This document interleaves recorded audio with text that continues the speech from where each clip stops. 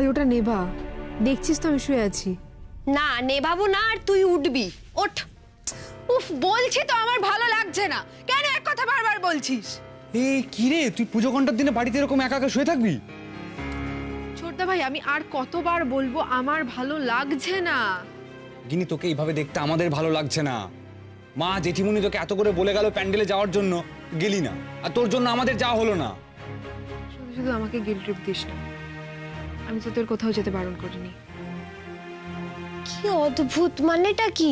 তুই এখানে অন্ধকার করে ঘর বসে আছিস আর আমরা চলে যাব নাকি ওখানে?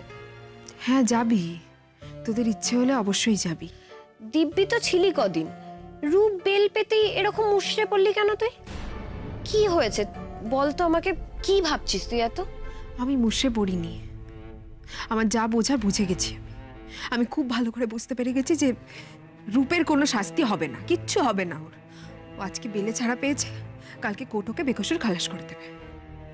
তারপর তারপর ফিরে এসে আমার উপর রিভেঞ্জ নেবে। আমি বুঝতে পেরে গেছি, সবটা বুঝতে পেরে গেছি। তোর সমস্যাটা কি বলতো? তুই না একটু বেশি জেনে গেছিস।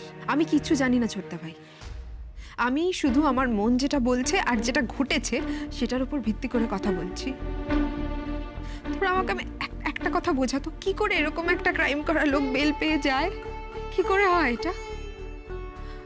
ওর করা টর্চারের দাগগুলো এখনো আমার শরীর থেকে মেলায়নি, দেখতেই তো পাচ্ছি, দেখ।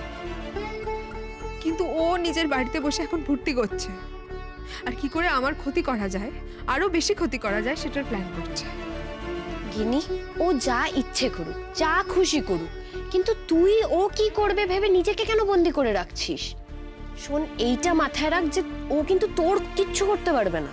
ও আমার যা করার করে দিয়েছে মিনি, সারা জীবনের জন্য আমাকে একটা ট্রমা দিয়ে গেছে। আমার শরীরের দাগগুলো যদি মিলিয়েও যায়, আমার মনের ভেতরের ক্ষতগুলোর কি হবে? সেটাও মিলিয়ে যাবে, সেটাও মিলিয়ে যাবে গিনি। কিন্তু তার আগে তোকে নিজেকে বলতে হবে যে আমার কিচ্ছু হয়নি। তোকে নিজেকে স্ট্রং থাকতে হবে। যদি তুই নিজেকে বলিস যে এই অন্ধকারের মধ্যে আমি থাকবো না, যদি বলিস যে আমি নিজে ঘুরে দাঁড়াবো, তখন দেখবি কোনো রূপঙ্কর সান্যালের কোনো ক্ষমতাই হবে না তোর কোনো ক্ষতি করার। যদি তুই নিজের ভেতরের আগুনটাকে একবার জ্বালিয়ে দিস গিনি, তখন দেখবি সব স্বাভাবিক হয়ে গেছে, সব ঠিক হয়ে গেছে। দাদাভাই, কথাগুলো বলা সহজ, কিন্তু প্র্যাকটিস করা সহজ নয়। তাই তাহলে কি আমি এটা মেনে নেব যে আমার বোন শুধুমাত্র সহজ কাজ পারে আর কঠিন কাজ পারে না? না রে গিনি, এটা তো আমি মানতে পারবো না। প্লিজ প্লিজ দাদাভাই, এই পেপটকগুলো না আমার ভালো লাগছে না, এগুলো আমাকে বলিস না। আমাকে একটু প্লিজ আমার মতো ছেড়ে দে। আমি তো তোদের কাউকে ডিস্টার্ব করছি না, বল। আমি শুধু একটু নিজের মতো থাকতে চাইছি। দেখেছিস তো দাদা ভাই, ও কিরকম করে দেখেছিস? আমরা কিছু বললেই নাকি সেটা পেপ টক হয়ে যায়। আচ্ছা শোন না, তোরা একটু বাইরে যান। মানে আমরা কেন বাইরে যাবো? আমার গিনির সঙ্গে কিছু প্রাইভেট টক আছে। বাহ, আর আমরা তাহলে সেই প্রাইভেট টকটা হবে না?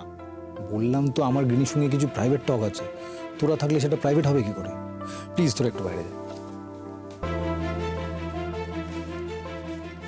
যা যা, উফ।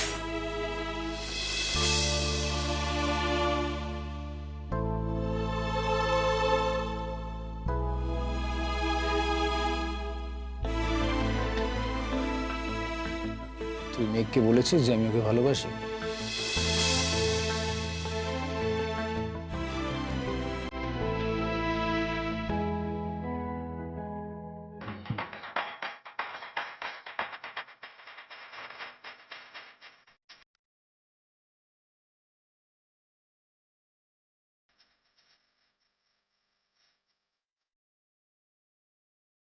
আমার কি বই মনে হচ্ছে কত আনন্দের পুজো হতে পারতো বলতো ছোট।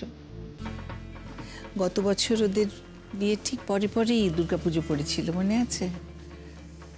আর মেঘ আমাকে প্যান্ডেলে আসার জন্য কত অনুরোধ করেছিল, আমি যে ওকে কিভাবে না করে দিয়েছিলাম। কেন বলতো? আমি সত্যিটা কিছুতেই নিজের থেকে বুঝতে পারলাম না, আসল নকলের ফারাকটাই করতে পারলাম না। কেন এত দেরি হলো আমার বুঝতে? যে আমি নাড়ি টিপলে বুঝে যাই মানুষের শরীরের মধ্যে কোথায় কি গন্ডগোল রয়েছে, সেই আমি এতদিন একটা মেয়েকে চোখের সামনে দেখার পরেও তার ভেতরটা আঁচ করতে পারলাম না। এত বড় সর্বনাশটা হয়ে যাবার পর তারপরে আমার চোখ খুললো, সব কিছু শেষ হয়ে যাবার পরে এত পরে আমি কেন বুঝলাম? তুমি তো একা নও দিদি ভাই, আমরা তো কেউই বুঝতে পারিনি। দেখ, আমি তো জানি আমাদের বাড়িতে আমার কথাটাই শেষ কথা। তা দায় বল, দায়িত্ব বল, সবটাই তো আমাকে নিতে হবে। এই আমি কাকে দেখছি? আমাদের ডাক্তার দিদি এসছে তো। দেখেছো, এবার বিশ্বাস হলো তো? আমি ঠিকই বলেছিলাম। জানেন, আমি ওদেরকে বলেছি যে ডাক্তার বাড়ির বউরা এসেছে, আর ডাক্তার দিদি নিজে এসেছে, কিন্তু ওরা কেউ বিশ্বাসই করতে চাইছিল না। তা কি করে বিশ্বাস করব? তা এতকাল বিয়ে হয়ে এসেছো, কোনোদিনও তো পুজোতে দেখিনি। আরে এবার সব ব্যাপারই তো আলাদা। ছেলের বউয়ের গানের অনুষ্ঠান বলে কথা, অত বড় ছবি দিয়ে পোস্টার লাগিয়েছে। কি গো ডাক্তার দিদি, খুব গর্ব হচ্ছে না ছেলের বউয়ের জন্য? আরে তা হবে না, এ তো গর্ব হওয়ার মতনই বিষয়, তাই না? সে যদি তোমাদের বৌমা এলো না কেন তোমাদের সঙ্গে? নাকি সে এখন বিখ্যাত মানুষ তাই এমনি এমনি এলো না? আরে সে আসবে কি করে, তার তো এখন কত নাম। দেখো গিয়ে আজ হয়তো 10টা জায়গায় গান গাইতে যাবে। আরে এটাই তো ওদের রোজগারের একটা বড় সময়। আচ্ছা, মেয়ে এবার কটা অনুষ্ঠান করছে? না, আমি ঠিক জানি না, হবে অনেকগুলোই হবে। দিদি, আপনি না এবার আপনার প্র্যাকটিস বন্ধ করে দিতে পারেন, একেবারে নিশ্চিন্ত হয়ে রেস্ট নিতে পারেন। আপনার ছেলের বউ তো একাই আপনাদের সংসার টেনে নিয়ে যেতে পারে। এখানের অনুষ্ঠানেই তো শুনলাম যে বিরাট টাকা নিচ্ছে। তা দিনে যদি 4-5টা করেও প্রোগ্রাম করে, তা 5-7 দিনে তো 5-7 লাখ টাকা ইনকাম হয়ে যাবে। বলছিলাম যে তোমার মেয়ে কোথায়, তাকে তো দেখতে পাচ্ছি না। হ্যাঁ, পুজো পার্বণ দিনে হয়তো বন্ধু বান্ধবদের সাথে আছে। তা তোমার মেয়ে কোথায়? তোমার মেয়ে এলো না তোমার সঙ্গে? ও তো এবছর বিয়ে হলো, কেমন আছে? সে কি এসেছে না শ্বশুর বাড়িতেই আছে? উমা, সে কি গো, তুমি কি পাড়ায় নতুন নাকি? ওর মেয়ের তো বিরাট কাণ্ড শ্বশুর বাড়িতে। সে তো থানা, পুলিশ, উকিল, মোকদ্দমা সবকিছুই চলছে। মেয়ে তো প্রাণ হাতে ফিরেছে, এই অনেক। সে যাকে বিয়ে করেছে সে তো একেবারে সাংঘাতিক জিনিস। ওমা, তাই নাকি? কি কাণ্ড বলো তো, এই বয়সে এই মেয়েটার জীবনটা শেষ হয়ে গেল। ও ডাক্তার দিদি, আপনারা দেখে শুনে বিয়ে দেননি মেয়ের? আজকালকার মেয়ে সে কি আর বাপ মায়ের কথা শুনে বিয়ে করে? সব নিজেরাই ঠিকঠাক করে এসে শুধু বাপ মাকে এসে জানায় সে অমুককে বিয়ে করছে। কি কাণ্ড বলো দেখি, কি হয়েছিল গো সেজুতি? ছেলে কি করেছিল?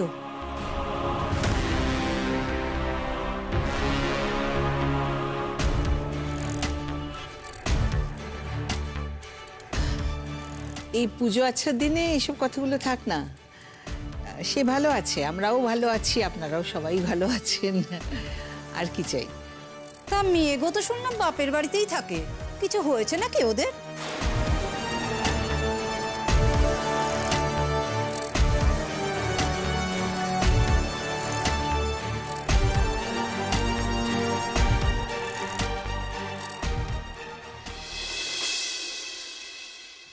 মেঘ বলেছে তোকে এই কথাটা? তোদের দেখা হয় দাদা ভাই? কথা হয় তোদের? মিটিয়ে নে না দাদা ভাই, তোর আর মেঘের মধ্যে যা সমস্যা আছে মিটিয়ে নে না প্লিজ। না আসলে তোদের মধ্যে তো কোনো সমস্যা নেই, ছিল না। সব সমস্যা তো আমরা তৈরি করেছিলাম। কেমন যেন বৈরুদির ব্যাপারে অন্ধ হয়ে গেছিলাম আমরা, আর মেঘের দিকে একবার তাকিয়েও দেখলাম না। তোর জীবনটা, ওর জীবনটা, তোদের দুজনের জীবনটা আমরা নষ্ট করে দিয়েছি দাদা ভাই। আমি এই কারণেই নিজেকে ক্ষমা করতে পারি না। আমার খালি মনে হয় কেন ওর প্রতি দিনের পর দিন আমরা এইভাবে অন্যায় করে গেছি। দেখ, ঠাকুরও কিন্তু তার প্রতিদান ঠিক দিয়ে দিল। দাদা ভাই, সবকিছু ঠিক হয়ে যাবে তো? কি জানে, আর কোনোদিন কোনো কিছু ঠিক হবে কিনা জানি না। আমাকে একদিন রাগের মাথায় মেঘ বলেছিল, আমি তোকে দিয়ে ওসব কথা বলেছি যাতে ও নরম হয়ে যায় আমার প্রতি। ছি ছি ছি, কি ভয়ানক সর্বনাশ করেছি আমরা। কোনো ক্ষমা নেই, কোনো ক্ষমা নেই আমাদের এই অপরাধের। না রে গিনি, শুধু তোদের ভুলের কথা বলে তো আমি আমার নিজের গা বাঁচাতে পারি না। ময়ূরীর বলা মিথ্যেগুলোতে তো আমিও বিশ্বাস করেছি। মেঘকে অপমান তো আমিই করেছি, তাও সেটা একবার নয়, বারবার। বাড়িতে অপমান করেছি, তোর বিয়েতে অপমান করেছি, ইউনিভার্সিটিতে অপমান করেছি, রাস্তায় অপমান করেছি। তার শাস্তি তো আমাকে পেতে হবে রে। দাদা ভাই, আমরা সবাই কেন এত বোকা বলতো? একটা মিথ্যেকে আমরা এইভাবে সত্যি বলে মেনে নিলাম। একটা ফেক মানুষকে আমরা কি করে এতটা বিশ্বাস করলাম বলতো? একবার ওর প্রতি আমাদের কোনো রকম সন্দেহ হলো না। তখন যারাই আমাদের চোখে আঙুল দিয়ে সত্যিটা দেখাতে চেয়েছে, তারাই আমাদের কাছে খারাপ হয়ে গেছে। তুই চিন্তা করিস না দাদা ভাই, আমি মেঘকে নিজে সবটা বোঝাবো, বিশ্বাস কর। ওকে বুঝতে হবে যে ভুলটা আমাদের সকলের অন্যায়। মেঘ তো তোকে ভীষণ ভালোবাসে দাদা ভাই, খুব ভালোবাসে, পাগলের মতো ভালোবাসে। এ বাড়িতে যখন মেঘ ছিল তখন আমি দেখেছি ও ও ও কতটা ভালোবাসতো তোকে। কাছ থেকে দেখেছি কিভাবে খেয়াল রাখতো তোর প্রত্যেকটা জিনিসের। আর এ বাড়িতে তো তুই ছাড়া ওর কাছের মানুষ বলতে আর কেউ ছিল না। জানি রে, আমি ওর জগৎ ছিলাম। দাদা ভাই, তখন না মনে হতো তোকে ইমপ্রেস করার জন্য করছে, দেখানোর জন্য করছে। আমাদের সকলের ভীষণ রাগ হতো ওর উপর, জানিস তো। কিন্তু এখন বুঝতে পারি যে ওটা আসলে মেঘের ভালোবাসার এক্সপ্রেশন তোর জন্য। ও তোকে এতটা ভালোবাসতো বলেই এতটা তীব্র আঘাতও পেয়েছে। তোদের জুড়ি আমি ভাঙতে দেবো না দাদা ভাই, কিছুতেই দেব না। আমি মেঘকে বোঝাবো। কি করবি তুই? ওই যে পরশুদিন যখন মেঘ গান গাইতে আসবে এখানে, তখন আমি ওর কাছে যাব। গিয়ে কি বলবি? বলবো যে সব ভুল আমাদের ছিল। সেটা তো আগেও বলেছিস। শুনেছে কিছু? শোনেনি তো? শুনবে দাদা ভাই, ঠিক শুনবে মেঘ। না গিনি, দেখ, ওই দিনকে কিছু বলিস না। ও তো প্রফেশনালি গাইতে আসছে, সেদিনকে কিছু বলাটা ঠিক হবে না। তারপর ও যদি রেগে যায় আর ফাংশনটা না করেই চলে যায়, তখন খুব খারাপ হবে। আচ্ছা ঠিক আছে, আমি ওই দিন নয় অন্য কোনো দিন বলবো, কিন্তু আমি বোঝাবো দাদা ভাই, মেঘকে ঠিক বোঝাবো। কিন্তু এই এত সব কিছু তুই করবি কি করে বলতো? তুই তো ঠিক করেছিস এই ঘরেই বসে থাকবি, কিন্তু এই ঘর থেকে বেরোবিই না। এই ঘরে বসে বসে ব্রুট করবি রূপের ছাড়া পাওয়ার জন্য। এবার বল, এই আমার জন্য এত কিছু কে করবে?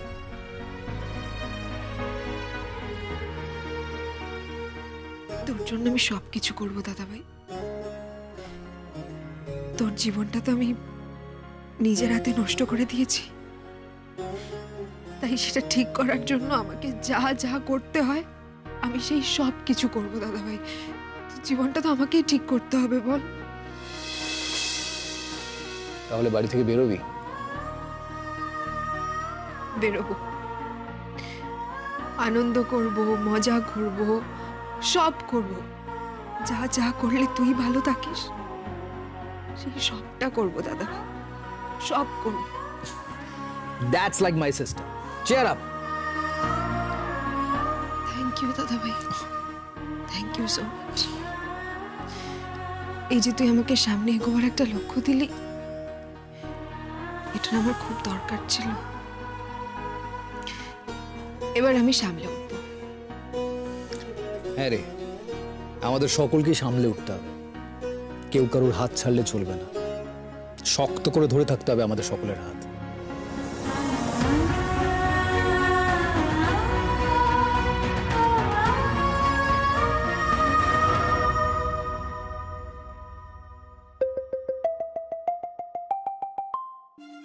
রূপ আমাকে কেন ফোন করছে? আমার সঙ্গে কি দরকার ওর? ও ফোনটা ধরা কি ঠিক হবে? না ধরেও তো লাভ নেই, ও ফোন করেই যাবে। যদি ব্লক করি তাহলে আবার অন্য নাম্বার থেকে ফোন করবে। না, ধরি ফোনটা। হ্যালো, বলো আমাকে কেন ফোন করলে? ইস, পুজোর দিনে তোমাকে ফোন করলাম আর এইভাবে রেসপন্ড করছো। কোথায় বলবে হ্যাপি পূজা বা শুভ শারদিয়া বা এত কথা আমি বলতেই চাই না তোমার সঙ্গে, দরকারটা কি সেটা বলো। ময়ূরী, আমরা কতদিনের বন্ধু বলো তো? তুমি জানো এই কদিন ধরে আমার একটা কথা বারবার মনে হচ্ছে যে তোমার সঙ্গে প্রেম করা উচিত ছিল, রাইট? মানে কিরকম লাইক মাইন্ডেড দুজনে আমরা, তাই না? Partners in crime. রূপ, প্লিজ শাট আপ, ওকে? তোমার কোনো ক্রাইমে আমি তোমার পার্টনার নই, বুঝেছো তুমি? তুমি গিনিকে টর্চার করেছো, অত্যাচার করেছো। আমি কোনো রকম ভাবে তোমার কোনো রকমের পার্টনার না, বুঝতে পেরেছো তুমি? তাই বুঝি? আর মেঘকে বিপদে ফেলা সেই প্ল্যানিংটায়? সেটা তো ক্রাইম নয়। হাসছো তুমি? হাসছো তুমি? হাসবে না, চুপ। তুমি একদম হাসবে না, চুপ করে থাকো। আমার জীবনের সব থেকে বড় সর্বনাশটা তুমি করেছো রূপ, আমার জীবন শেষ করে দিলে তুমি। ও বাবা, তাই নাকি? তা কিভাবে শেষ করলাম শুনি? আমার লজ্জাও করে না, এক ফোঁটা লজ্জা নেই না তোমার? আবার আমাকে জিজ্ঞেস করছো যে কি করেছো? তোমার সঙ্গে প্ল্যান করে মেঘকে ফাঁসানোর চেষ্টা করেছিলাম আমি, সেটা তুমি সবাইকে জানিয়ে দিলে, মানে তুমি গিনিকে জানিয়ে দিলে, গিনির সামনে সব বলে ফেললে। রূপ, আমি যদি কোনোদিন সুযোগ পাই আমি তোমাকে ছাড়বো না, তোমার শেষ আমি দেখেই ছাড়বো। তোমার জন্য রূপ, তোমার জন্য আমি নীলের লাইফ থেকে বাদ পড়ে গেছি। ওদের পুরো ফ্যামিলি আমাকে ডিসকার্ড করে দিয়েছে রূপ। শুধু ও বাড়ি নয় রূপ, তোমার এই মদ খেয়ে সবকিছু উগড়ে দেওয়া গিনির সামনে, এটার জন্য কি হয়েছে বলো তো? আমি আমার বাড়িতে কোণঠাসা হয়ে গেছি, সবার কাছে ব্রাত্য হয়ে গেছি আমি।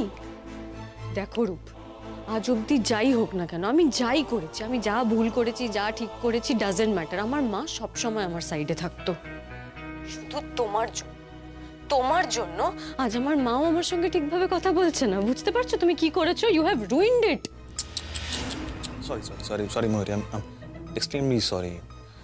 ময়ূরী দেখো, তোমার দুঃখে না আমারও খুব কষ্ট হচ্ছে, আমার চোখ দিয়ে জল বেরোচ্ছে, আমার বুকটা ভেঙে যাচ্ছে, বিশ্বাস করো। আমারও খুব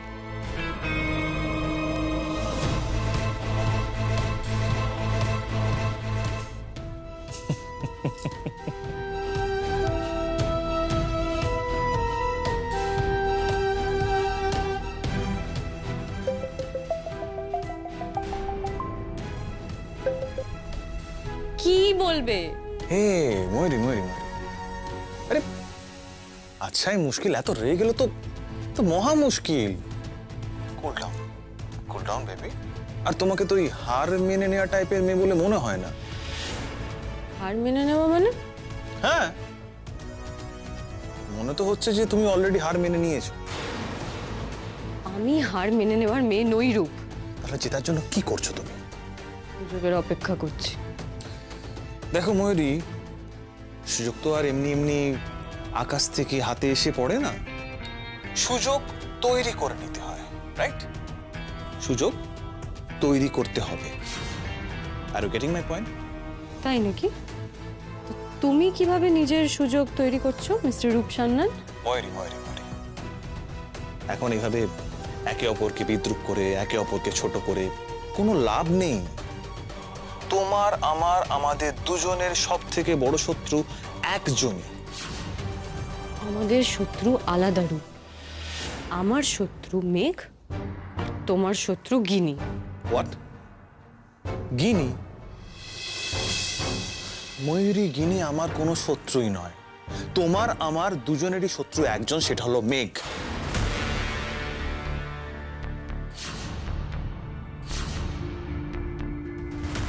যে আমার ঘরে ঢুকে আমার সাজানো খেলা নষ্ট করেছে, আমাকে জেলের ঘানে টানিয়েছে, আমার মাকেও জেল খাটিয়েছে।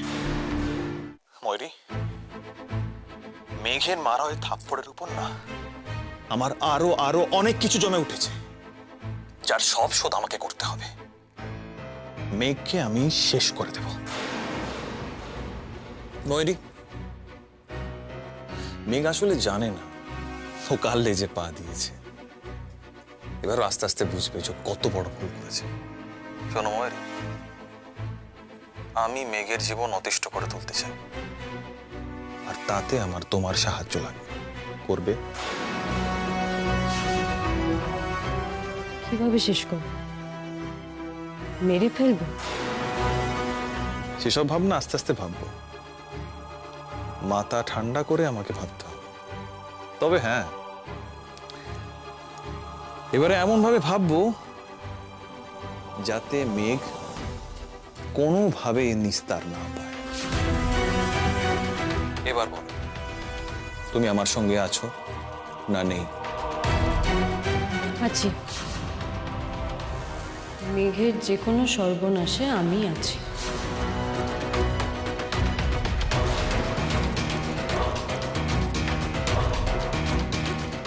বেশ, একটা প্ল্যান ছকে তোমাকে বলবো, তবে এর মধ্যেও কোনো স্বস্তি আমি ওকে পেতে দেব না।